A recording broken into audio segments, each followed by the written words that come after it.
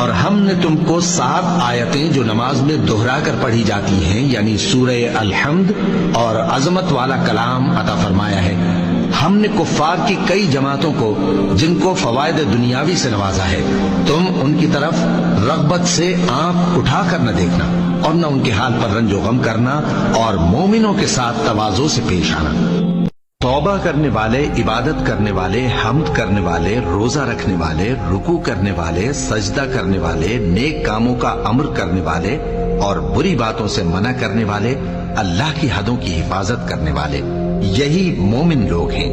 اور اے پیغمبر، مومنوں کو بہشت کی خوشخبری سنا دو، اور جو لوگ سونا اور چاندی جمع کرتے ہیں اور اس کو اللہ کے راستے میں خرچ نہیں کرتے، ان کو اس دن کے عذاب علیم کی خبر سنا دو، جس دن وہ مال دوزخ کی آگ میں خوب گرم کیا جائے گا، پھر اس سے ان بخیلوں کی پیشانیاں اور پہلو اور پیٹھیں داغی جائیں گی، اور کہا جائے گا کہ یہ وہی ہے جو تم نے اپنے لیے جمع کیا تھا، سو جو تم جمع کرتے تھے اب اس کا مزہ چکھو۔